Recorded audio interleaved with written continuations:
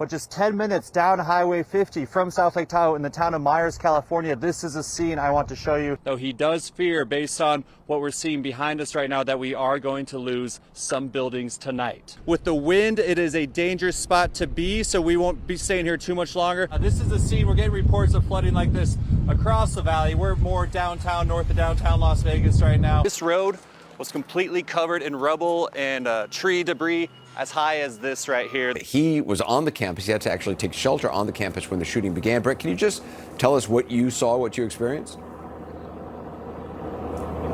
Yeah, Anderson, I was here for a different assignment this morning. It's my first time being in a situation like this. You know, we cover it on the other side, like you said, a lot. But to be sheltering in place, I've never done that. I was frankly shaking a bit at the start. As you can see, this reservoir is completely dried out. And I know it's an obvious question, but who's your favorite driver? Max Verstappen.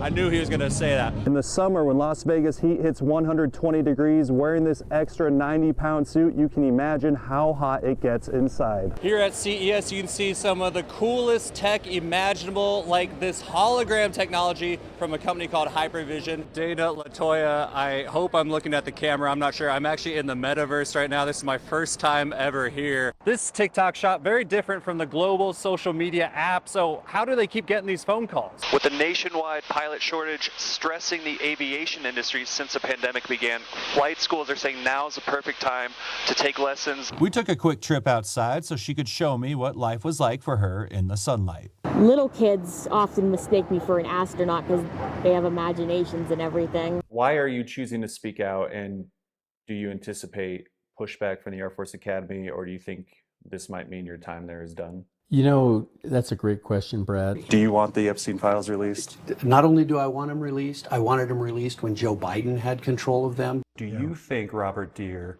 has faced justice? I think he's facing perfect justice.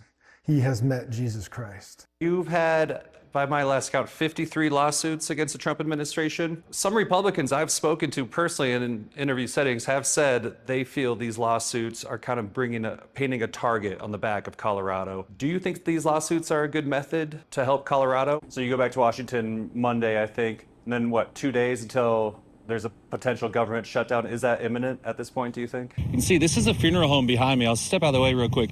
They started the process about an hour ago. You can see this big excavator. They broke through the roof of the tiles. I'm riding in the Lunar Rover right now. They can go up to 25 kilometers per hour. We're not going quite that fast, but we're testing its capability going through craters, over rocks and hills, things you might see on the moon's surface. Obtained internal slides from the Air Force Academy of their annual DEOX survey, which is an organizational climate survey everyone in the Department of Defense takes following the controversial civilian faculty cuts at the Academy that I've extensively reported on. The survey shows morale is concerningly low amongst staff. 72% of Air Force Academy faculty and staff said the climate at the institution was worse in 2025 compared to the year prior. That's a big takeaway from the annual DoD DEOX, or Defense Organizational Climate Survey, which serves as a tool to measure feedback about the current climate, for this case within the Air Force Academy. This DEOX, which was taken in October and November, gives a snapshot into the low morale amongst Air Force Academy employees as they face large-scale controversial civilian faculty cuts. In public statements last year, Academy Superintendent Tony Bauernfein said only 25 civilian faculty had departed primarily through retirement, term-limited positions, and deferred resignation, claiming 19 of those spots were filled by military instructors, which would mean a net loss of only 6 faculty. But the DEOX survey slides leaked to KOAA paint a different picture, showing lower participation, quote, due to decreased manpower. Eligible participants dropped 895 to 759. That's 136 positions, or over 15% of staff, though not all of them are teaching faculty. Speaking to Rich Buckley, a civilian professor who just left the academy, the numbers don't add up. There's 11 people gone just in between the mechanical engineering and aero engineering department. Buckley was a military PhD instructor at the academy for a number of years before returning in 2019, thinking he'd be there through retirement, until he was told last summer his position was eliminated, in apparent part of the widespread moves to push out civilian faculty. And how does that make you feel? You're a longtime instructor there. Oh my gosh.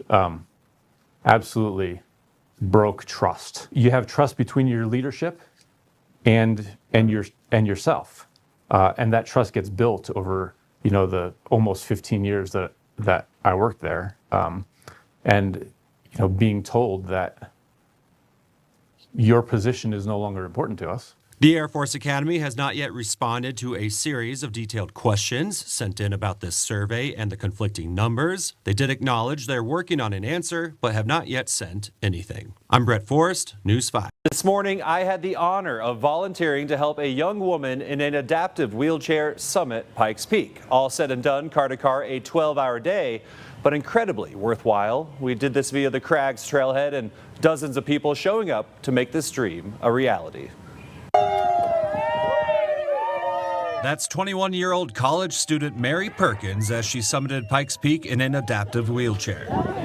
Oh my gosh, well, it's so surreal. Getting to this moment was years in the making. This is something that I've been dreaming about ever since I came to Colorado 3 years ago. And on Saturday, it took a little under 8 hours, 7 miles of climbing, 4,300 feet of elevation gain, and the support of about 40 volunteers. Never give up on your dreams, and it's been possible for me, so anything's possible. The day began at 1 a.m. when all volunteers convened in Woodland Park. It's just so amazingly cool that you are here. Mary's hike of a lifetime, put together by Luke 5 Adventures, a nonprofit organization that takes people with disabilities on hikes. Never dreamed that I would even get to step foot off of the pavement. This is Luke 5 Adventures' third hike up Pikes Peak and Mary's 11th hike with the group this year alone, the culmination of her grandiose idea. This year we embarked on what we called the Queen Mary Ambassador Tour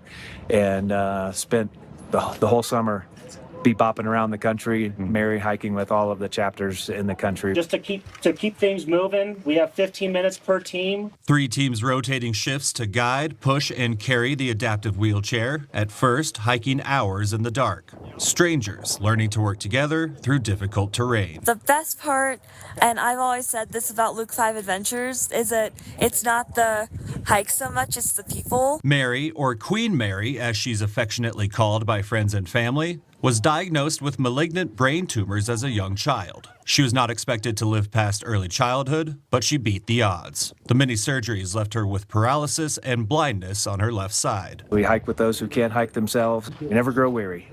We are weary, but we never grow weary. The hike saw cold winds, a brief bout of grapple, and some difficult navigation. But in the end, it was all worth it to help Queen Mary achieve her special goal. From Pikes Peak, I'm Brett Forrest reporting. Right, and we also heard from some students, Brett, who said that they don't want to go back to campus. They're not going to look at their school the same. I would imagine as someone who has reported on tragedy after tragedy, often we meet people on their worst days of their lives. Do you feel like this has forever changed you, even as a journalist, in how you approach these type of events? I think it has to, right? It's, you can't really say it's a once-in-a-lifetime event anymore, unfortunately, just with how common and frequent these are. But for this to be my first time being here in the middle of it, yeah, it's going to hang with me for a while. I'm kind of getting emotional now just thinking about that question. But yeah, it's tough. And I can't imagine what these students are going through, because so many are probably from Las Vegas.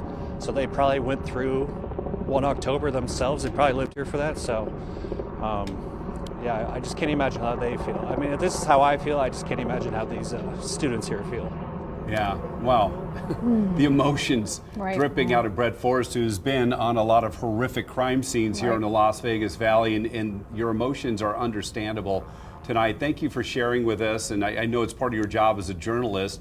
And normally you're reporting on these stories, and today Brett Forrest became part of the story, so we thank you for that.